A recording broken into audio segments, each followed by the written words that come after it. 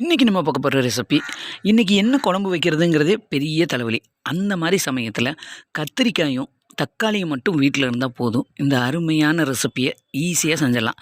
செய்யலாமா? இந்த ரெசிபிக்கு நான் ஒரு 200 கிராம் அளவுக்கு கத்திரிக்காயை இந்த மாதிரி 2 பீஸாக கட் பண்ணி எடுத்துக்கிறேன். அதே மாதிரி 2 தக்காளியை இந்த மாதிரி 2 ஸ்லைஸாக கட் பண்ணி எடுத்துக்கலாம். இப்போ ஒரு கடாயில் கொஞ்சமாக ஆயில் எடுத்துக்கலாம். இப்போ நம்ம கட் பண்ணி வச்சுருக்கிற கத்திரிக்காய், தக்காளி, தென் இது கூட ஒரு 10 பல்லு பூண்டு இருக்கு இல்லையா, அதையும் நம்ம இது கூடவே ஆட் பண்ணிடலாம். ஆட் பண்ணிவிட்டு ஒரு லிட்டை போட்டு க்ளோஸ் பண்ணி ஸ்டவ்வை மீடியம் ஃப்ளேம்லேயே வச்சு ஒரு சைடு நல்லா வெந்து வரட்டும். ஒரு சைடு நல்ல பொன்னிறமாக வெந்ததுக்கப்புறமா இன்னொரு சைடு நம்ம அதை திருப்பி விட்டு இன்னொரு சைடும் நல்லா டோஸ்ட் ஆகி வேகிற வரைக்கும் 2 சைடும் நல்லா பொன்னிறமாக வேக வச்சு எடுத்துக்கலாம். நல்லா வெந்ததுக்கப்புறமா இப்போ நம்ம தக்காளிக்கு மேலே இருக்க தோலை நம்ம அதை நீக்கி எடுத்துருங்க. தக்காளி தோலெல்லாம் நீக்கினதுக்கப்புறமா இதை நம்ம இன்னொரு பிளேட்டில் நம்ம மாற்றி எடுத்து வச்சுக்கலாம். இதை எல்லாத்தையும் ஒரு பிளேட்டில் மாற்றினதுக்கப்புறமா அதே பேனில் இன்னும் கொஞ்சம் ஆயில் ஆட் பண்ணிக்கலாம்.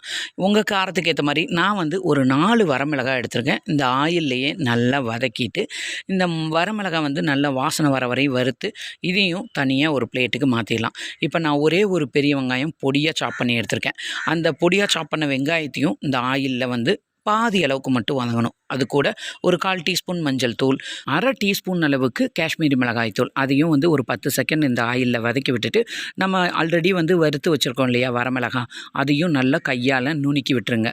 தென் அதுக்கப்புறம் முன்னாடியே வதக்கி எடுத்து வச்சுருக்கிற கத்திரிக்காயும் தக்காளியும் இதோட ஆட் பண்ணிவிட்டு தேவையான அளவுக்கு உப்பும் இதோட சேர்த்துட்டு நல்லா ஒரு மேஷர் வச்சு நம்ம இந்த அடுப்புலையே வச்சுட்டு அடுப்பு லோ ஃப்ளேமில் வச்சுட்டு இது நல்லா மேஷ் பண்ணி கொடுங்க.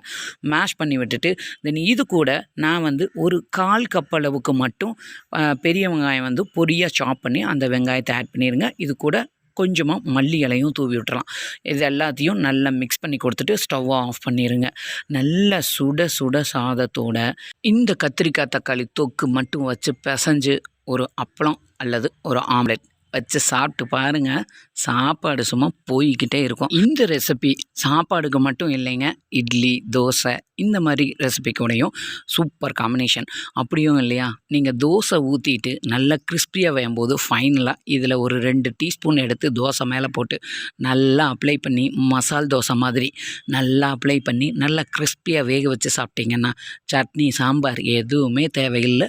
தோசை அவ்வளோ சூப்பராக காரசாரமாக சூப்பராக இருக்கும். கண்டிப்பாக இந்த ரெசிபியை நீங்களும் ட்ரை பண்ணி பாருங்கள். இந்த வீடியோ பிடிச்சிருந்தா உங்கள் ஃப்ரெண்ட்ஸ் அண்ட் ஃபேமிலிக்கு ஷேர் பண்ணுங்கள். மறக்காமல் நம்ம சேனலை லைக் பண்ணி சப்ஸ்கிரைப் பண்ணிடுங்க.